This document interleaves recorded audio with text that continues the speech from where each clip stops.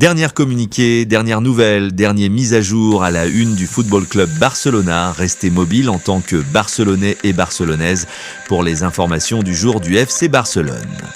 Le FC Barcelone considère Jules Koundé comme le meilleur défenseur au monde à son poste et veut le prolonger à long terme. Le FC Barcelone affrontera Como 1907 lors du trophée Joan Gamper 2025. Le FC Barcelone ne fera pas de mouvement pour Denzel Dumfries, malgré une clause libératoire activable jusqu'au 31 juillet.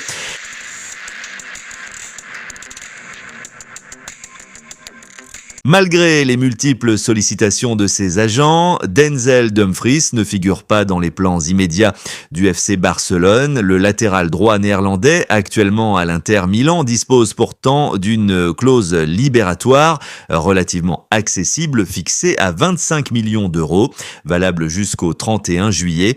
Dans un marché des transferts toujours tendu et dans un contexte où les opportunités à ce poste sont rares, cette clause pourrait représenter une occasion à saisir pour de nombreux clubs européens en quête de renforts défensifs.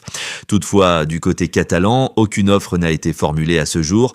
La direction sportive du Barça, en accord avec l'entraîneur Hansi Flick, estime ne pas avoir de besoin urgent à combler au poste de latéral droit. Deux profils internes sont considérés comme fiables et suffisants.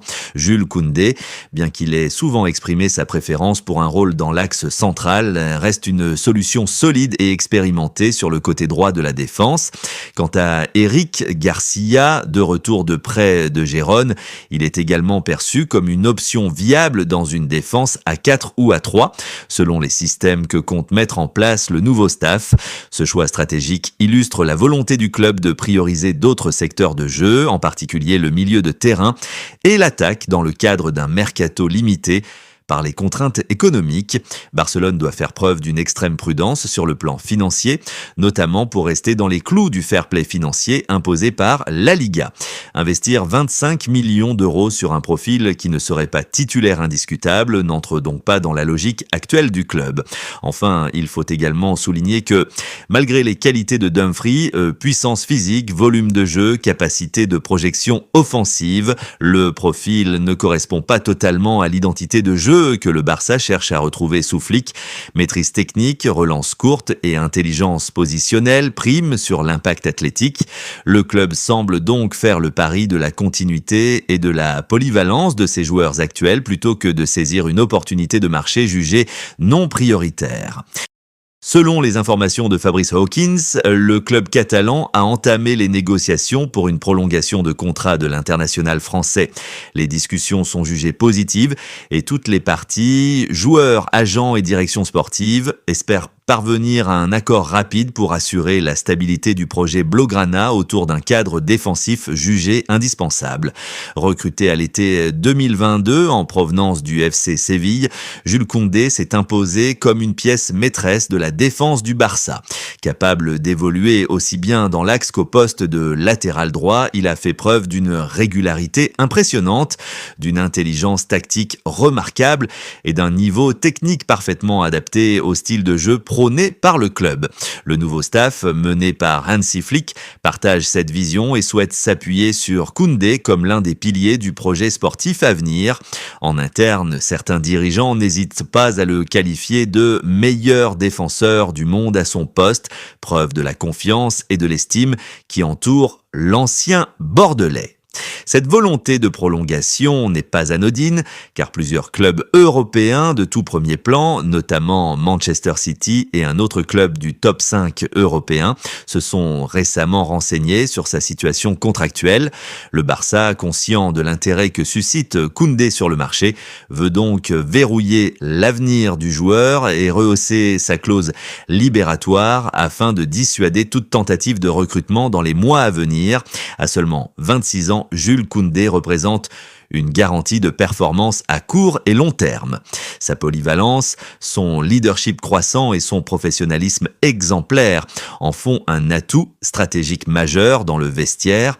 La prolongation attendue serait donc autant une déclaration sportive qu'un signal fort envoyé aux rivaux. Le Barça veut construire autour de ses meilleurs éléments et redevenir compétitif au plus haut niveau. Le FC Barcelone a officiellement annoncé que Como 1907, club italien récemment promu en Serie A, sera l'adversaire des Blaugrana pour la prochaine édition du trophée Johan Gamper.